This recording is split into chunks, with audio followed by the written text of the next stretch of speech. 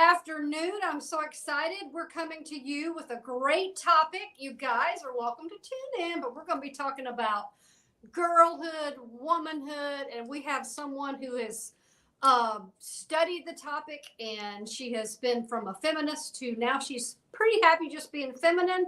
So, Justice Kuehl, welcome.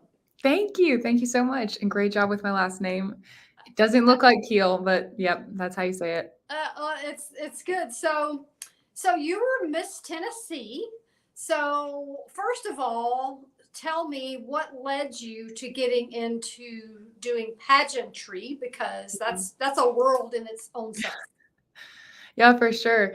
I started competing later in life. So a lot of people start the whole pageant world when they are kids or in high school and kind of continue on a track until they start getting big titles as an adult. And I did not have the confidence to do that when I was in high school, but I remember having a desire to do it. You watch Miss America growing up and you think, wow, could I do that? And my mom had been a local pageant title holder at her university. So she went to Auburn University and she was Miss Glom. And so I remember Miss Glom, I think it's like the name of their yearbook. Gotcha. So yeah. And she had her picture, in our house. And I remember seeing it and thinking, see, maybe I could do that someday. But I was a late bloomer, to say the least. I had braces for a really long time. And so I did not pursue that. And I remember it just kind of was in the back of my mind for years, but my confidence was not there. And when I was probably 21, I was falling asleep one night and I just felt like this whisper, which I think was the Holy Spirit, just like, you can do pageants now. And I thought, wow, could I really do that? And so I wrote it in my phone. And then the next day I woke up and I was like, I can't do that. My confidence was gone again, but it just kept nagging at me. So I started telling people, I'm going to compete. I'm going to compete. And eventually I had to actually put my money where my mouth was and do it. So I found my closest pageant, and I was living in Los Angeles at the time. My family had relocated there from Atlanta. And so I was like, okay, I'm going to compete for Miss Los Angeles County. And after I competed that one time, I did not win because I didn't know what I was doing, but I was hooked. And I connected. Really what had me hooked was connecting with other women. And for the first time in my life, I was connecting with women who had big dreams like I did. And so I think for so many of us women, when we have big dreams, other women end up shutting that down and kind of saying things that, give the idea like, who do you think you are to dream of something so big? Who do you think you are that you're going to make an impact or do anything important? And instead, I was around women who also wanted to do big things with their lives, who wanted to change the world around them. And that was really encouraging for me. So I competed in California for about 5 years, and then we relocated to Tennessee. And I prayed and I said, Lord, where would you like me to be? Do you want me to stay in California? Do you want me to go to Tennessee with my family? And he said, go win Miss Tennessee. So I thought that was like metaphorical. I didn't know I was actually going to win. So I came to Tennessee, and 3 months later, won Miss Tennessee USA and was preparing to go to Miss USA. So it really was a combination of the Lord speaking to my heart and also just the relationships that I made with other women along the way, and feeling like it was a platform that the Lord could use to help bring a message of being a woman who is whole, who is not afraid to stand for strong traditional values. And even though I wasn't necessarily fully espousing those in my political views at the time, I was living very conservatively personally. And I thought, how cool would it be if we had women who were, striving towards purity and modesty and these things in a position of influence. And so that was really my motivation. So how was it that you were a feminist? Because I know you went from feminist to femin. I mean, and I want to talk about the roles of women today, and the pressure on women today. But when you were a feminist, how did that thinking differ from being a woman who is perfectly happy with her femininity? That big long word. Yeah, I at the time of being a feminist, I thought that those two things fit together really nicely. That was my idea, was that I want this traditional life, but other women don't, and that's okay. And so I should, be a voice for feminism because feminism gives women choices and says that women can be whoever and whatever they want to be. And I didn't see a lot of the contradiction behind the fact that you can't really have these two things coexisting. But I was college age. I was living in Los Angeles, going to a very liberal university, and I am a very Where everybody wants to be a star, right? yes, and I really fell into that as well. And I I was going to this university where you know everyone has very extreme left views on every social matter. So even my version of feminism, which I would say was quite radical, was not radical in the context that I was in. And that's because I remained pro-life in, you know, throughout this entire time. But every other belief, I was thinking we should have laws in place that require, women to be represented in every industry. I wanted to see more encouragement of women going into STEM fields. All of the regular feminist tropes that you hear. I was like, yes, we need more women represented. We need to make sure women are making the same as men. And I didn't bother to investigate if these claims were real issues that were going on. And so for me, it was really just this deep love for women, which I still have, which is why I can't call myself a feminist anymore. But my deep love for women really motivated me to say, I want to be a feminist. I want to be somebody who's championing women. And I felt that the feminist movement was doing that. Yeah.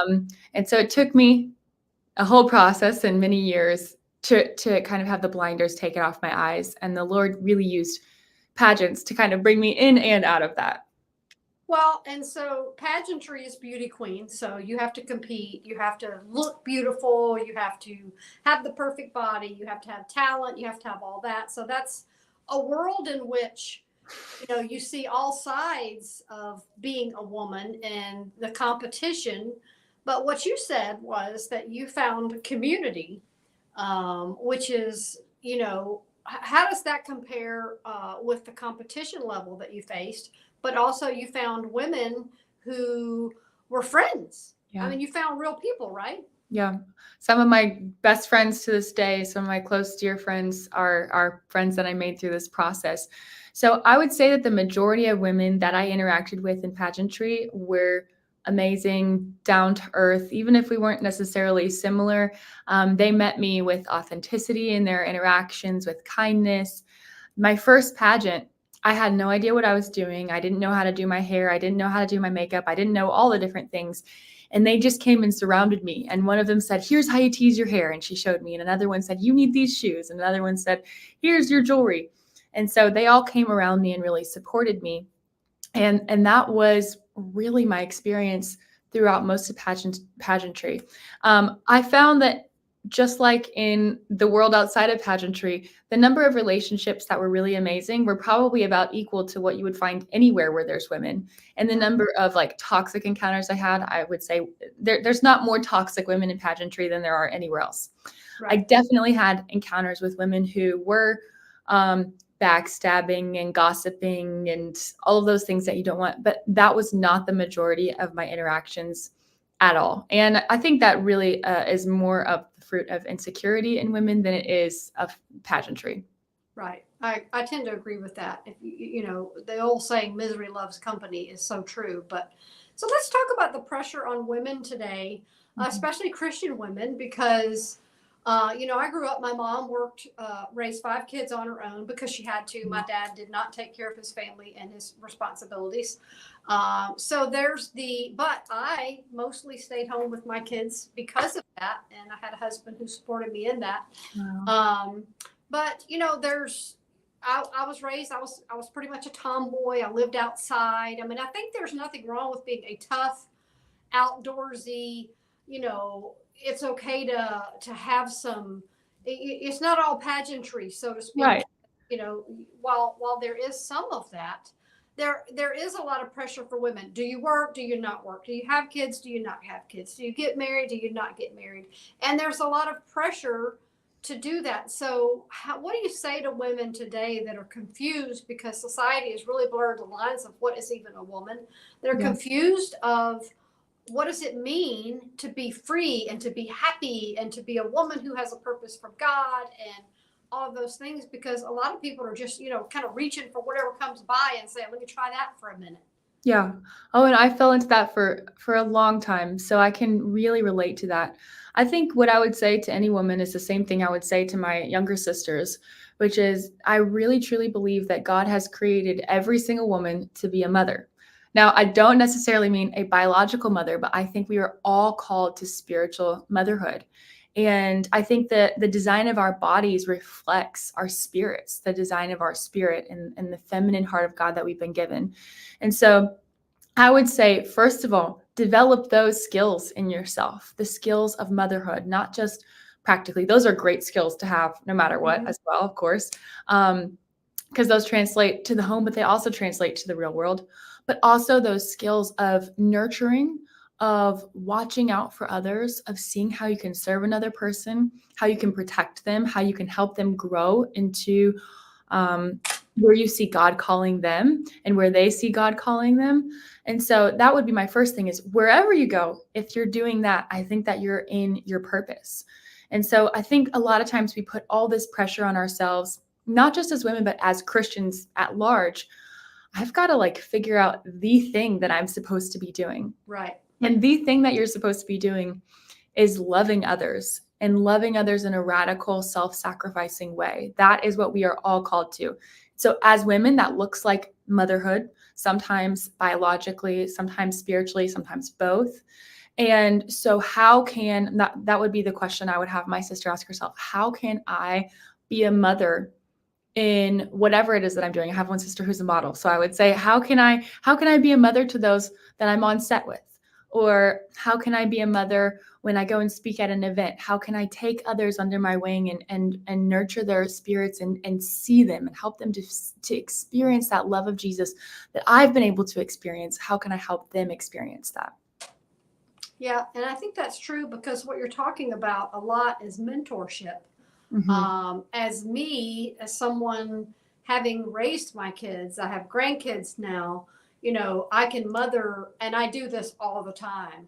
I can mom. I mean, I'll tell somebody sometime, now I'm finna mama you, and I'll Yep. say, I'm gonna give you some mama. I'm gonna give you some mama here. And, but the funny thing is every time I say that, they're like, okay, good. What is it? I want to hear Yes. it because I can mama people, and it's just life experience. And I think that you're from the younger generation. So what is it about the younger generation that you have found that makes it difficult to listen to the older people? Because I know some things, and what I may be able to mentor someone, that's only realistic if I can mama somebody because they let me. But there's Right. a lot of, I'm gonna do it my way. Thank you, but no thank you. So Yes. what are your thoughts on why it's so hard to speak into younger people's lives because they really don't sometimes want to hear it? Or what's your thoughts on that? Yeah, I have two main thoughts about that. I think that's such a great question, though. And I wish more people from your generation were asking that question because I think that the younger generation so badly needs the wisdom of the previous generations. I mean, we need it so badly. I think one of the first things is if the younger people are not first experiencing extravagant love that feels very unconditional, where they're getting that acceptance and that love, I don't think they're willing to listen to someone that they don't perceive as really, really loving them extravagantly. I've found that people, I'm a millennial and I have younger sisters who are Gen Z.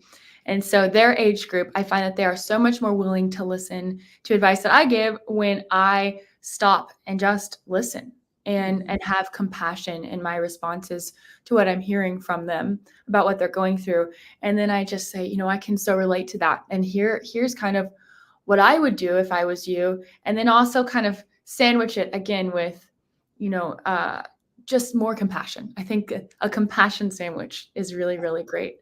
I think we can kind of go to one extreme or the other, where we're all truth or we're all compassion. And I think we need the little sandwich of both. You know, people need that compassion, that unconditional love of Jesus, but they also need the truth. And so if we can bring both of those things, I think people are more willing to listen.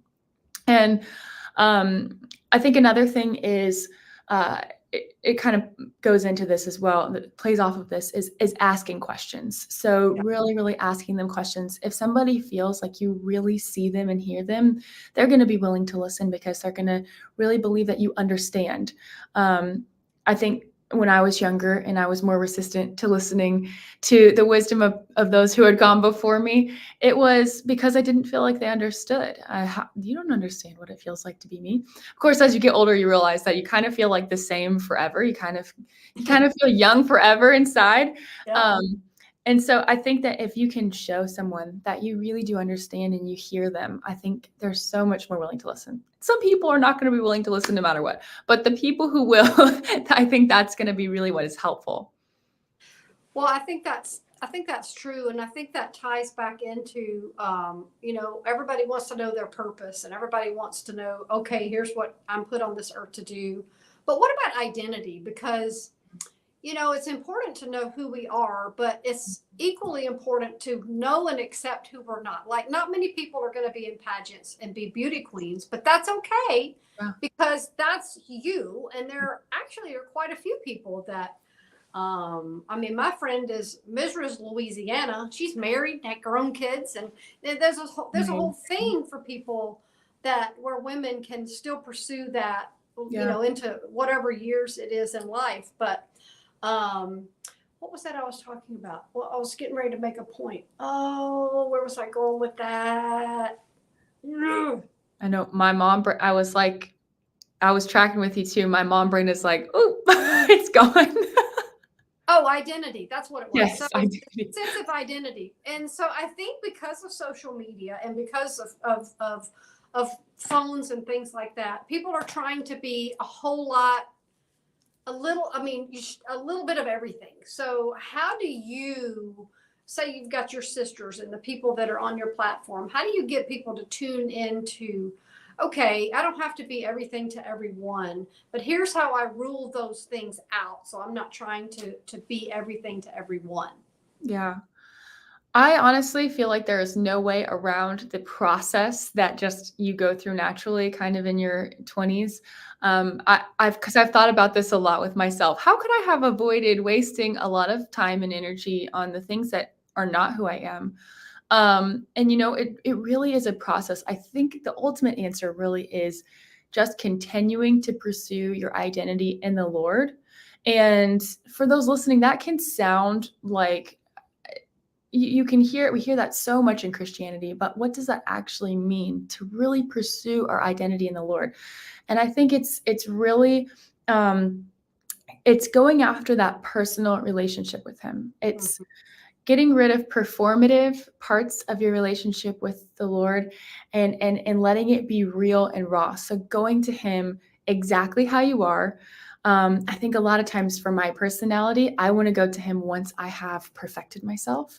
And so I want to be like, okay, I know I have this struggle, so I'm going to get rid of that before I go to Him, because I know what He's going to tell me. He's going to tell me you got to get rid of that. But so often when I just give up and I'm just desperate and I'm like, oh, Lord, I'm so ashamed that I'm still dealing with this. And I go to Him and I'm just met with His love. And that ends up being the key to overcoming whatever it is that I'm struggling with, because He meets us with His love every time. And those experiences have been what have helped me realize, oh, you know what? I was doing that thing because I felt like I needed to prove myself. And that's a huge thing that I talk about in my book, Feminist to Feminine, is that I felt this burden to prove myself for years. I felt like I had to prove not just myself, but also that all women, that we are capable of doing anything a man can do. And when you really understand God's love for you, and when you understand the beauty of his design in us as women, I mean, we were not created on accident. Our femininity is not an accident. It is not a weakness. Our emotions are not an accident. They can be used as a weakness, but they were not created as weakness. When we realize that all of these things are intentional gifts from a loving Father, I think naturally those things that distract us start to fade away, because we go, actually, I kind of know what I'm about now. And that's really been the key for me, because I was in the rat race for a long time. I've got to be a girl boss, and I want to be super successful. And then I realized that what success really means is being where God has you in that season, and kind of like you said, shutting out the peripheral distractions. He doesn't have me, like right now, he doesn't have me in pageants. He doesn't have me doing politics. He has me being a mom right now. And so it looks like me continually, okay, I have these other things coming up, but I know this is where God has me right now. And so I'm going to continue to surrender them to him, because I know I can trust that he knows exactly what I need to do with my life in order to accomplish what he wants me to accomplish.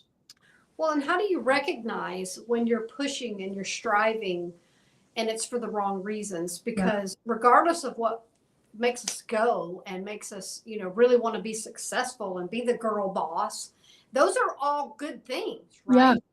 But, it's not all God things. So how do you help people say, okay, what are my motivations and are they right? In 5 years, am I still going to be working towards this and on this? Or is this just people pleasing, or just trying to keep up with the Joneses, or just trying to get more likes or things like that? I mean, those are all really good questions. So how do you get to the real motivation of where your action should come from, so that you really are being who you're created to be and you really are doing what you're supposed to be doing? Yeah. I think a big red flag for me personally is, am I feeling anxious about this? Because when I'm feeling anxious, I know that I'm doing something outside of God's grace. His grace is not on me in that moment. And so that doesn't necessarily mean you're doing the wrong thing, but it could mean that you're not doing it with the Lord. So that's a big red flag, because you want to do things with him. And so I think that would be like a primary thing. If you feel anxious in what you're doing and you're not feeling like God's grace on it, it might not be the spot that he has you, or it might not be the reason that he has you in that spot. There have been times that the Lord has spoken to me really clearly, and I think for each person that looks differently, but where he's spoken to me really clearly, I want you to, he spoke to me about the university that I went to. And that was a big step of faith for me, because I did not believe that I could get into this university. I did not believe that I had what it took. I didn't have the finances for it. I didn't have any of it. And so I just obeyed that next step, and he gave me peace every step of the way. And peace doesn't necessarily mean you're in God's will either, but when he's speaking to you and there's that combination of things, I think that's a really good green flag. And I ended up getting into the university. I got a scholarship. I ended up having everything fall into place. But you had to take that step out, a leap of faith first. Yes. And so I know he was on every step of it. And this is kind of where I was going with this. I don't use that degree at all. My degree is in fashion. I didn't use it for one day after I finished college. And except I know you clothes. Yeah, except for that. If I have a stain in my shirt, I know how to get it out from my fabric science class, so that's helpful. But That's I helpful. know I know that he spoke to me to do that. And so there's things that are a mystery. There are things where you go, okay, God, I didn't understand that one. And then there's some things that are really, really clear. Now, the skills that I learned through that process have absolutely played into the rest of my life. The ability to problem solve and all of those things I use every single day of my life, but not my degree. And so for whatever reason, that was the path God wanted me to take. And so there's things like that where there's a bit of mystery to it. And God's peace was on it, and it didn't even necessarily make sense. And so there might be situations like that where God's calling you to do something that just doesn't make sense to you, or to sacrifice something on your career path that doesn't make sense to you. But he always comes back around. And even if we get it wrong, even Right. if we, Which we will. we absolutely will. Yes. Because none of us, perceives God's voice perfectly clearly and all those things. Right. But he says that he causes all things to work together for those who are in Christ Jesus and called according to his word. So if you're living a life where you're pursuing the Lord and you are seeking to surrender to him, he is going to keep rerouting that GPS until you get to the place where he wants you to be. Yeah. And so I think resting in that helps a lot with not feeling the rat race, kind of like, I've got to do this and Right. I've got to make this happen and I've got to accomplish things, Yeah. that sort of energy. So in your book, you talk about your story from feminist to feminine. So if someone is struggling with, okay, I really don't know what I'm supposed to do. I'm unsure of my role as a woman. I really don't know how to interpret, should I, career-minded, mother-minded, mentoring others. What are they going to find in your book that helps them discern perhaps maybe some next steps? Yeah. So a couple of things I think would be helpful in my book. One of the things that is my favorite part of the book is that it is a journaling book. So there are journaling prompts, really thorough journaling prompts all throughout. So you could really spend your time going through the book if you wanted to.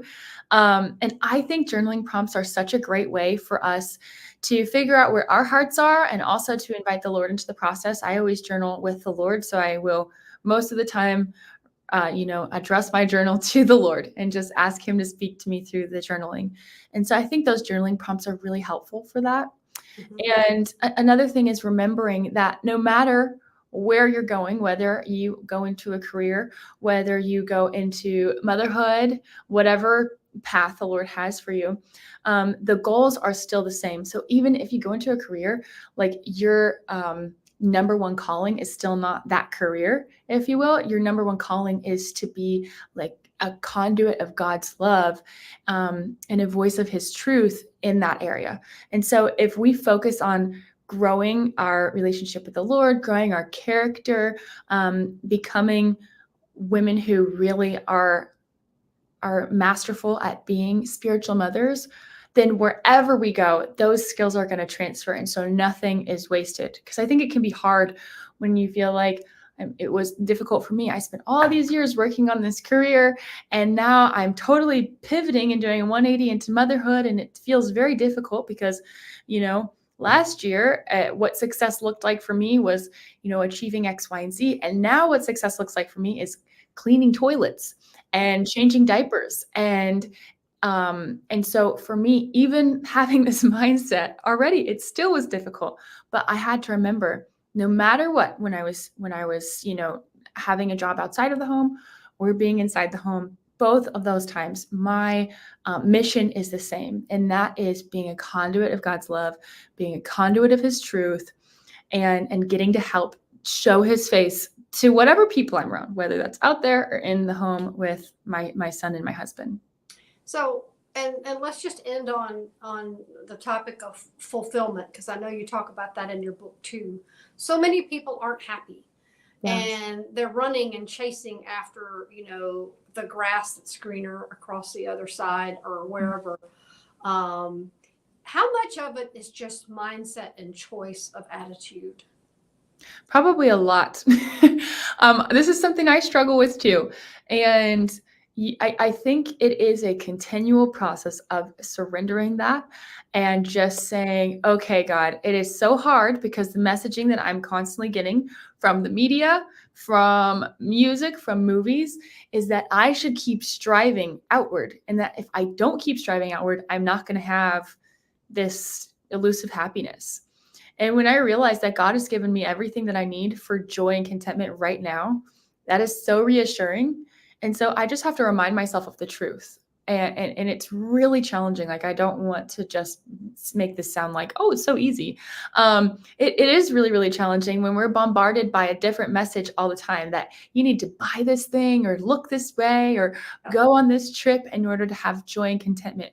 You have everything that you need for joy and contentment right now. And that's always reassuring to me because it takes the pressure off of me. Oh, God isn't waiting for me to like go do something amazing, by the world standards in order for me to have his joy and his contentment. And so I think we just have to continually remind ourselves of that. And it's hard, but it's so worth it. And choose to be thankful in those moments, Yeah. because we can grumble or we can be grateful. Yeah. Either, we always have the choice of which one of those we're going to do. Yeah. And I mean, there's always something to be unhappy about. There's always something to complain about. There's never, ever going to be a time when all is right and well in any world. But you can step back and say, okay, I'm going to choose to be grateful, and I'm going to thank God for my health. I'm going to thank God for, there's so many things we can be grateful for. And I do think that attitude, I mean, I know for me personally, when I'm in a really bad mood and I'm like, okay, thank you, Lord, for, and I go through, it changes everything. It changes my perspective, because I have adjusted my will to quit grumbling and get grateful. And I think in your book, you talk about that, because you talk about the fulfillment and the happiness that we pursue. It's in the things most of the time we already have. Yeah, yeah. And I think David is a great example of this, because he didn't suppress his emotions. So I'm not a fan of, I think sometimes growing up, I got the message that I need to suppress my emotions in order to have a good attitude and have gratefulness. David worked through those negative emotions. He felt them, but it's coming and he back. wasn't scared to tell God about it. No. And so, Lord, yeah. I am down. I am in a pit today, Lord. Yeah. Where are you? Yeah. And so I think that's such a helpful thing, again, journaling is a great way to do this, or if you want to do it verbally, but just going to the Lord and saying, Lord, I am angry right now. I am angry. I'm angry that I'm changing diapers and my friend is on an amazing trip to Italy. And I wish I was on an amazing trip to Italy. And then, just processing through that with the Lord, and then coming back to gratefulness. Oh, Lord, thank you. Because I prayed for this baby. I prayed for this baby for 10 years, and I have this amazing child now. And so I think following the model of David in the Psalms is such a great way to process through those negative emotions, but come back to the positive. Yeah.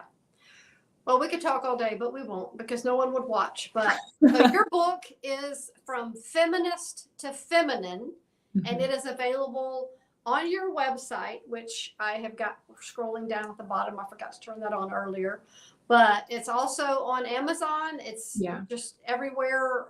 And in there, you talk to women about being women, and it's okay to pursue who you are. Yeah. And get with God on what his plan is for your life. And I think that ultimately is the perfect pursuit of purpose.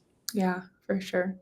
So thank you so much, Justice, for coming on. Thank you so much for tackling a tough topic, especially at your age. It's very encouraging to see you out there encouraging other women to be all they can be, but not to try to, be too much and wear themselves out. Yeah. Let God have a say in the matter. And that's ultimately a great message. Thank you. Thank you so much for having me. This was a great talk. Okay, great. We'll do this again. Sounds great. Okay. Have a great day. Thank you.